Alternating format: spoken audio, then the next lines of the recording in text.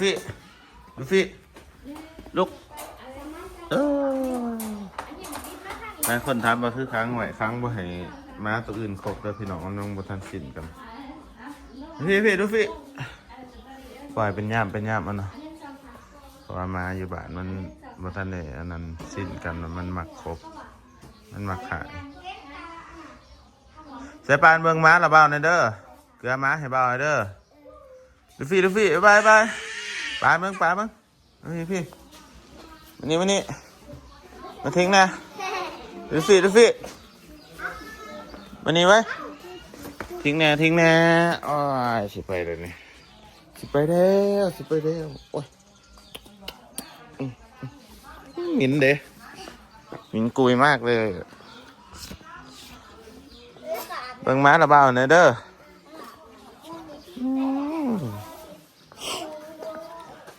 สบายดีพี่น้องสบายดีสวัสดี FC ทุกคนยินดีต้อนรับเข้าสู่2มาสู่คนยินดีพี่น้องวันนี้สิเดินทางไปสวรรค์เขตเซโนพี่น้องเลยไปงานแต่งน้องไอ้คำซีเนาะเพราะว่ามืออื่นในงานแต่งก็สิไปประมาณ2 มื้อแหละมื้อนี้มื้ออื่นมื้อประมาณ2-3 มื้อเนาะไปกับไอ้อากอยแล้วก็อันไปเจอกับคำซีพุ่นเนาะว่ามื้ออื่นนี่เป็นมื้องานแล้วส่วนไปพี่น้องไปเป็นเจ้าภาพนำกันเพื่อนว่าเชิญกันไปก็เลยว่าสิไปก่อยก็สิไปหมู่คู่เนาะพี่น้องสาวโรไปดีหอนอยู่บ่บ่หอดปานใดหอนเป็นไงเตรียมตัวแต่เช้าเพราะสิออกกูถ่ายก่อยนี่เขาต้มสแกนยังแกนขามต้มน้ำสแกนขามหมดแล้วมีน้องมีไปสวรรค์เขตไปดินสวรรค์เขตกันเด้อ2-3 มื้อมันบกการเองเลยสิเป็นทบ่นี่บ่เห็นยังเลยFC มันน่ารักมากคนว่าคือดีตุปุอยู่ไปพี่น้องไอ้กอยมาเอาอยู่อันนั้นล่ะหรือว่าขี่รถตัวเองไปบ่ไหวดอกขี่รถจักรไปเมื่อยมันหอน2 มื้อ3 มื้อพุ่นไปพี่น้องให้ก้อยถัดจับปานจับลูฟี่ไปแน่ลูฟี่สิไปนับนี่ลูฟี่มาลูฟี่นะบ๊ายบายเด้อเกลือข่าวให้ม้าเบาหน่อยเด้อลูฟี่อันไปไว้ในนิ้วละหันอินดี้ยังหาอยู่ได้ซอยอินดี้นะมันไปไว้มันไปค้างไว้เด้อปล่อยมันแต่ย่ามแรงย่ามมันตัวขี่มันเหี่ยวค้างไว้ประมาณเป็นอาทิตย์พุ่นแหละพี่น้องมาใหม่เนาะมาที่นี่มันยังบ่ทันตอนครับนี่แต่มอลักกี้เล่นน้ำเนี่ยซายอันนั้นอินดี้นี่บ่เบาน้ำเลยมีแต่สิสวบอย่างเดียวสมศักดิ์แห้งบ่ให้ไก่เพราะว่ามันบ่ทันเคยกันเนาะพี่น้องไปเดินทางไปสวรรค์เขตออกงานมีแต่งานเนาะพี่น้องส่วนนี้กาซีแต่มามีงานแต่งอยู่ละเอาเห็นคลิปยูทูบเบอร์ถ่ายลงไลน์อยู่ดอกเนาะเพราะว่าย่ามนี้เขาจะมาแต่งงานพี่น้องมันเป็นวันมงคลเดือนมงคลเนี่ยเขาจะแต่งงานไม่ได้เลยว่าสิมีงานดองไลน์เนี่ยอินดี้ก็สิไปว่าอินดี้เขาสิถอกละน่าเกี่ยวเขาอีกวันนี้แป๊บเดียว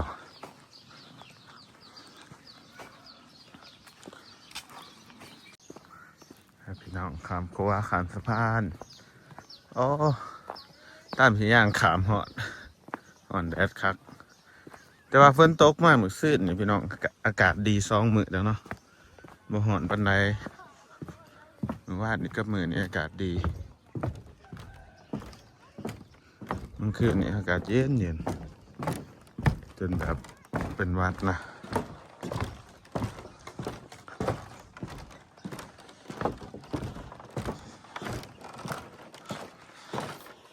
ไปพี่น้องไปกับไอ้อากอยบ่ได้พัก เนาะพี่น้องไม่แต่เดินทางบางหนึ่งนี่ก็ไปไทยก็กลับมากอันนั้นเรื่องอันนั้นธนาคารเท่ากับอันเปลี่ยนได้แล้วเนาะพี่น้องคนส่งเรื่องไปเปลี่ยนเรียบร้อยอะไรก็ไม่แห้งเลยพี่น้องเลยก็เบิด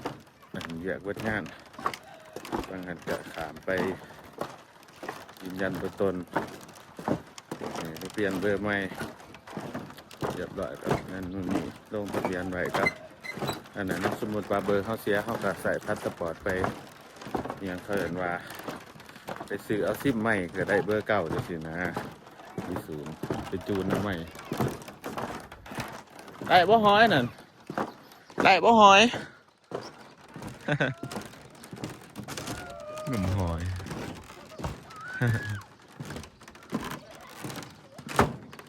จากบ้านมาซุกไปสวรรค์ในเขตกาอัน250 กิโลอยู่ไหนพี่น้องจากสิไปพักอยู่ไซพักอยู่แห้งคือที่มันจังสะดวกสบายเนี่ยท้ามแอร์ก่อยปะได้บ่หอยนั่น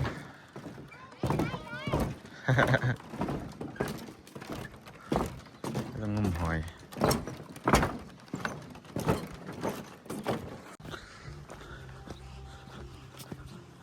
โอ้อากอยอะมาถาแต่โดนเดี๋ยวนี้เนาะมาถาเพิ่นจะเสาโอ้โหกำลังมาตินติ๊กกระตอกอยู่อะ thank you โอ้เมื่อยเลย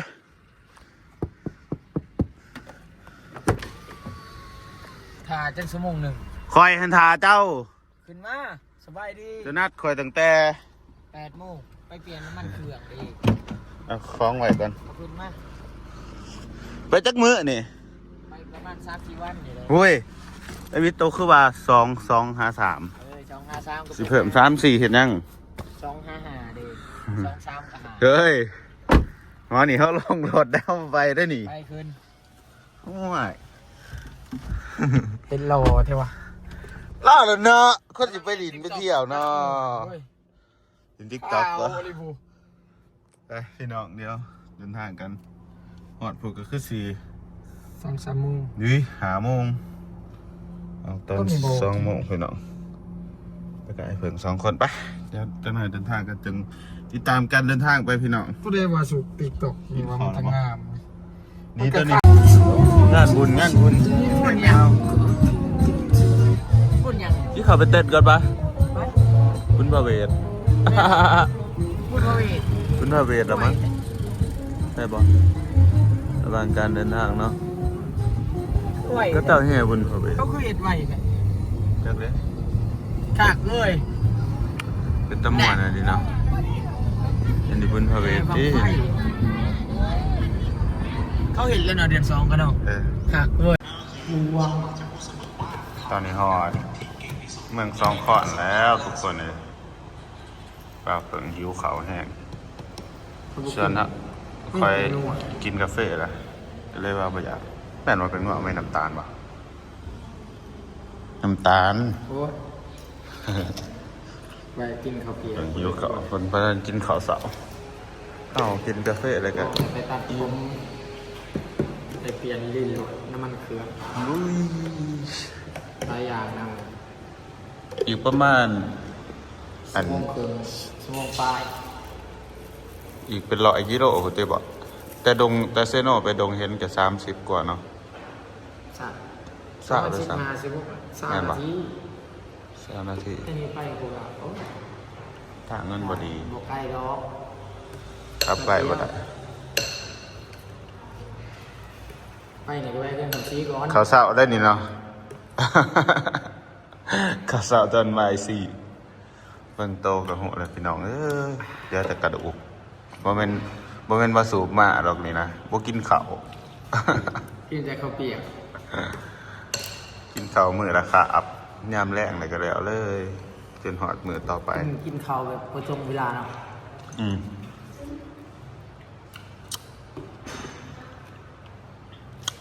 กิน ปั๊มเขาเปิดใหม่เลย แม่นอยู่บ้านเจอมาล่าพี่น้อง บ้านเจ๊มาลา เอ๊ะทางเข้าบ้านเลยไกลๆนี่ โอ้ บ้านปากซองบ้านปากซองลานะ เด็กอเมริกา ก็จะเปิดใหม่ปั๊มเปิดใหม่นี่งามอยู่กินจะหน่อยเดินทางต่อ ผมมีแห้งขับรถ อืม ผู้โชคมันบอกกินมันยองกระเพาะ2แผล เคยซื้อไอ้จะก็บ่กินเนาะ น้องเบรดกลิ้ง มันเปื่อยแล้ว ตกกลิ้งก่อน ไปพี่น้องเจอกันอยู่เซโนเนาะแวะเซโนก่อน เคยกินแต่ว่ากินเอง เจอบ่กินมันเปื่อยเลยเสียดายมันจะบ่กินอยู่แล้วกาแฟ กินเลยได้สับในจอกนะ อเมซอนนะจะไปกินยัง กินกับผู้ชิโนซิสข้าวแกงข้าวผัด ตอนนี้เดินทางมาหอดบ้านพี่นแล้วพี่น้องจนคำเติมเนาะพอดี6 โมงเพียงน้อยหนึ่งก็พอดีมาหอดกับไอ้เพิ่งแต่ว่าอากาศเย็น หนาวหรอ 14 องศาพี่น้องไอซีบ่อยู่เนาะไอซีออกไปในเมืองเซโนจักหน่อยแล้วมาบ้านเราก็ในเมืองก็ใกล้ๆนี่แหละประมาณ5 นาทีก็หอดเป็นการจัดงานดองงานแต่งอยู่นี่พี่น้องโอ้พักอยู่อันนี้เธอกำลังจัดเตรียมพี่น้องเลยเฟอร์นิเจอร์อันนั้นอันนี้เนาะเต็นท์1 2 3 4 5อู้เต็นท์เป็นเท่าไรด่างพี่น้อง2 4 6 8 10 ด่างประมาณ10 ด่างนี่ก็จะเป็นบรรยากาศอยู่งานเพิ่นเนาะอันนี้เพื่อนมาคำศรีพี่น้องสาวนาลีจะเอาผัว เขาเอาเมียเขาไม่ได้เอาผัว สวัสดีน้องนาลีน้องนาลีกลคิตตี้อุ้ยโมแมน สู้คิดยัง โอ้ thank you โอ้บ่ยาก เพิ่งยังปัดตัวเองโว้ยคุณมา นี่แหละพี่น้องบรรยากาศอยู่งานเพิ่นกำลังเตรียมโต๊ะตั้งเต็นท์ก็พอดีมื้ออื่นนี่แบบม่วนแน่นอนพี่น้องคนคือสิหลายบัตรเทิร์นจักใบนี่ หัวบอกกินเนาะ อ้าวนาลีไปใส่ละ คุณไม่ได้แท้หมกเจ็ดเปิดเพชรเลย บัตรเทิร์นจักใบนาลีบัตรเทิร์นจักใบ ดีเจได้ 300 เฮ้ยนี่ก็น่า ก็เต้นร้ายแต่300นึง แปดดัง เต้น8 ด่างพี่น้องเหมือนเป็นเอียงเนาะทางนี้คือม่วนก็แท้ ไฟปาร์ตี้ เออ เพลงน้ำเลือดก็ไม่ได้มีแล้วแต่กูได้เลย เพลงยังแต่อย่าถ่ายคำสีมาพี่น้องม่วนอื่นม่วนแน่นอนป้าสาวนาลีโจมยังเนาะมาสุกิน แกงไก่ใส่วาย แกงไก่ใส่วายห่วยท้องแสบทันนตัวพี่น้องหลับปลามาหอดกันยกพระเขามาให้กันกินเลยพี่น้องเลยนี่แหละบรรยากาศงานดองอยู่บ้านเฮามาลินมาทำกันเพื่อกับแต่งพระเขาสุกินพี่น้องอันนี้แบบมือเตรียมซื่อๆเนาะก็จะกะอันนี้เป็นแบบว่าอันนี้สิว่าจังไงวะว่าลูกบัวหูสิอธิบายเป็นว่าประเพณีว่าสันซาไปมาหาสู่กันกับแต่งพระเขาสู่กันกินจังสินะพี่น้องเย็นบ่ไอ้เพิ่นมาอยู่นี่เย็นเนาะแปลก็ที่ฮ้อนแต่ก็หนาวอากาศแบบเย็นน่ะ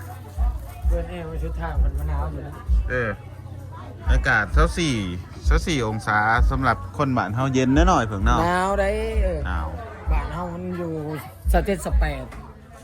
พี่น้องบรรยากาศเอากินข้าวไอ้เพิ่งเพิ่นเอาพระเขามาสิกิน กินแล้วดิ กินกับเบียร์ กินแล้วก็กินอีกนี่คนสิกินตัวนี้คนหมักกัน น้อยสิจับ แกงไว้ใส่อันนั้น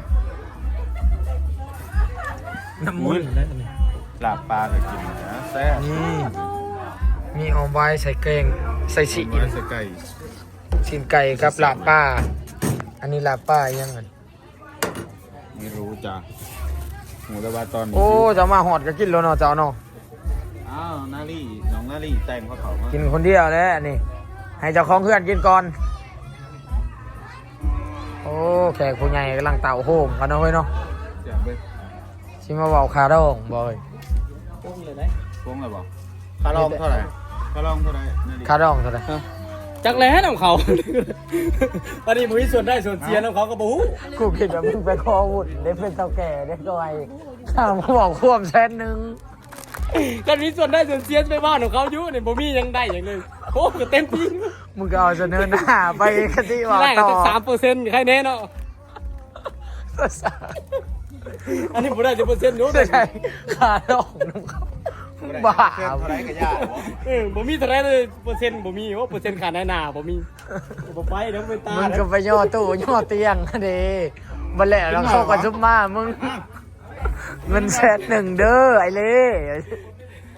เอากินบ่ดิทุก โอ้กูนาวพอนี่กูกินกระแลม ข่อยพี่ดา ไอศครีม นี่ให้ผู้สาวนี่เจ้าซื้อยังเนี่ย คือแม่ เอาลุงแหม่ม ฮะ แม่ แมมโอ้ย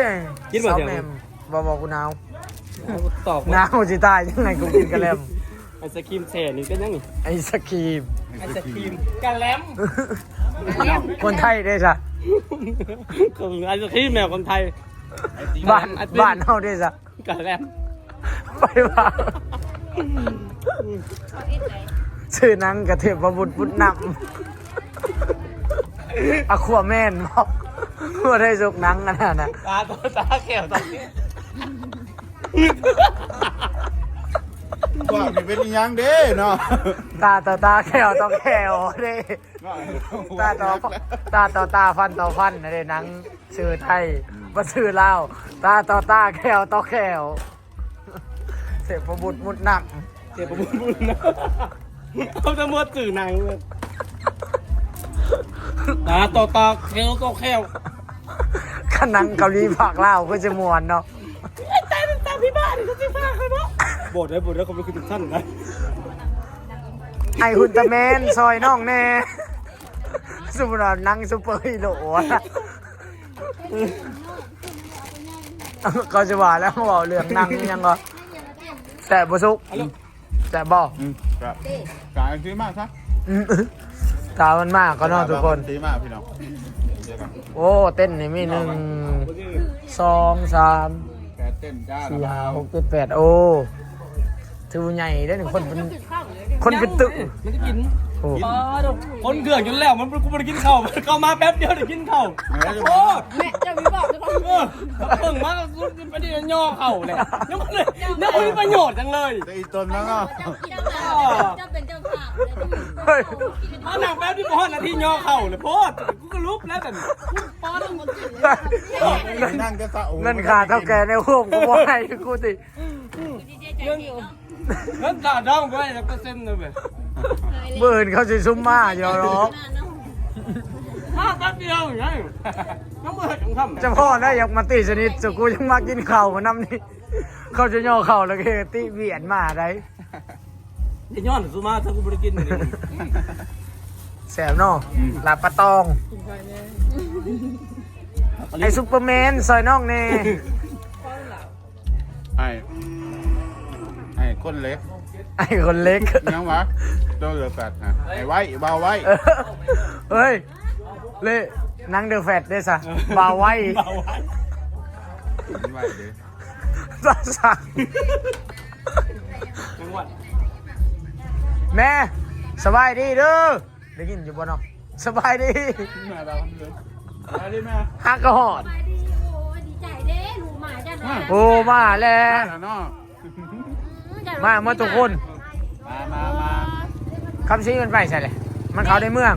ไอ้แบบนั้นผม ผ่าน โอ้ยเสริมสวยอีกเนาะ พาเขาไปเอาป่ากับน้ำมะพร้าว โอ้ เย็นน้ำข้าวปุ้นน่ะได้ลูกกินข้าวลูกพานกินข้าวกินข้าว เมื่อนี้งานลูกเมื่อไรสิงานแม่มาเลย โอ้ยบ่มีแม่ แม่ขอโสดก่อนเนาะแม่เนาะขอโสดยาว เอามาแบ่งนู้นต่างหากเปอร์เซ็นต์มาใส่คนนู้นขาดองอ่ะคนแรกขาดองลูกสาวมาแบ่งนู้นคนจะใส่นะ ๆมื่นซุปมามันน่าจะ50,000เด้อนี่ขาย่อตังค์ ต่างหากเปอร์เซ็นต์ก็ได้ดอก เธอกินแล้วไม่ลูกข้าวนะ ห เขากินเลยได้มากินนี่หอนบักซุกอะไรยังบ่ได้กิน อลิต้าเลยสัก อลิตายังอยู่บ้านพี่น้องเพิ่นมาแต่ไทย เออ มื้ออื่น มือน เออ ผูกแขนจังม่วงแม่มือน 9 โมง 9 โมงมาผูกแขนนะเหรอก ลับมา มันท่านอยู่ว่าจะสิลุกท่านบ่ โอ้สุกเอ้ยกูก็บ่ได้ตายกูนอนกันเนาะ มา มีแต่ความบ่ทันเลย บ่มาแล้วก็พูดมึงอยู่แล้ว ท่านที่สิเครียด เอ้ากินข้าวซะสิแตกสุกโอ้ยเว้าขอโทษเด้อเว้ากินข้าวแซ่บๆบ่แม่นสิแตก เหี้ยว่าหรือ รับประทาน เอ้ากินซะโอ้มันกันก็ดีใจกันสุกูบ่มานี่ก็สิหิวตาย บ่ได้กินอะไรกับจุบมาแนวท่ามันก็ มึงก็คั่วมึงก็ย่างไปติ กูหามเด้อหามมันละลายเลย บ่ว่ามึงย่างไปบ่เขาบ่เว้านำ นัดผ่านเขาไปถามมึงจะเข้ามาเลยกินข้าวเลยคือมาแป๊บเดียวหนังก็ได้บ่นาทีโจเลยกินข้าวโคตร ไอ้ตนแล้วเนาะ สั่งนาที มีสำนีว่าคงกินฮะ กินข้าวเด้อพี่น้องสบายดีจ้า บ่าวครับ บ่าวสุกมันก็เดินทางมาฮอดก็กิน เอา ข้าว เด็กมากูลูก บ่เมื่อติมื้อไปจุกแมลง บ่ ถึงว่าพลานหัว มันนอกกันที่พระนี่บ่ไปแล้วกันพระนี่ โอ้ยขอบใจเบาซุกกับเสี่ยวเพิ่งอะไรเด้อ บ่มีสัญญาณเลยเกือบมันตาย ก็เลยกูตาย สี่บอซุก ถือ โอ้ นะบอ ที่ขี้ร้ายกว่าเก่า ยืมเดี๋ยวกูตายเอาไปมาบริกินแค่เขากูบังแล้ว สาวหน่อยบ่าวคำสี หน่อยนี้มวยอยู่นะ อะไรเพิ่นบอกเอ เด้ ง อ นะ บอกเองบ้าน ซื้อบอซุกตัดไหน ว่าน่ะหอยมีข่อยว่า เนี่ย บ่เชื่อดอกมาเบิ่ง ฝากเรือก็ เดี๋ยว มี พี่น้องมางานแต่งมื้ออื่นเนาะก็สิบรรยากาศประมาณนี้มื้อนี้ก็เป็นมื้อเตรียมซื่อๆหรอก เตรียมงาน ข้าวต้มเลยค่ะ มื้ออื่นนั่น เตรียมงานมื้ออื่นของจริง มื้ออื่นของจริง มื้อกับสรุป นี่สรุปอีกบ่นี่สรุปแนวไหน เด้อ กันบ้านบาวซีนี่บ้านพุทธไทยอีกเด้อพี่น้องบ้านพุทธไทย เอ็ดปลาเหนือ เป็นผู้ไทยได้นี่ เอา นะ น้ำมากินก็เลย คุยเลย สำเนียงเขาจะว่าก็สิ เอาหน้ามากิน เป็น ดิ สำเนียงต่างกันเนาะสำเนียงผู้ไทยแล้วพี่น้อง บอกเป็นยังไง มีพี่เหลือ เอ็ด เบ้า ปลาเหนือ เบ้าบ่เป็นเหลือ มึงอย่าเอฟแท้ได้ปะล่ะ ไอซีเปล่าผู้ไทยว่าไอซีกินข้าวเด้อ มันได้กินข้าว มันได้กินข้าวเออกินข้าวกับหยังกินข้าวกับหยังได้ยังกิน ข้าวแกงไก่เสือวาย กินไก่สวาย โอ้ความลับถึกเปิดเผยบ่าวคำซีเป็นอันพุทธไทยวันนี้คือบ่าวพุทธไทยจักเถื่อ จะไปเบิ่งคลิปขอให้ใส่สรุป บ่ แน่ คนบ่ได้ดังเนาะไปที่เบิ่ง แรงมาก ต้องไปติดตามใหม่ ป้าพี่น้อง สำหรับคลิปนี้บาสุกกะทีว่าสิว่าสุดแล้วไอ้เผิงมากก็ได้มา แทงสี ไปส่วนจ้ะเนาะ ไปพี่น้องเจอกันใหม่คลิปหน้าฝากกดไลค์กดติดตามเป็นกำลังใจให้2บ่าวสุกเอาปิดคลิปเป็นภาษาไทยภาษาไทยปะ พอกันใหม่คลิปหน้าเด้อพี่น้อง มันยังออก ก็นั่นแหละ เจอกันในคลิปหน้าฝากกดไลค์กดติดตาม โอ้ร้านบอกคำสีวัน บ นี้ อกวงเนี่ยสบายดี ปิดคลิปให้อ้ายแน่ฝากกดไลค์กดติดตามเป็นกำลังใจให้ช่องบ่าวสุกในอยเด้อ กดไลค์กดติดตามกดแชร์เพื่อเป็นกำลังใจให้บาซุกเนี่ยเด้อ โอ้ย ตื่นเบิร์ด เอาอุ้ยอย่าได้ไอ้คำหมี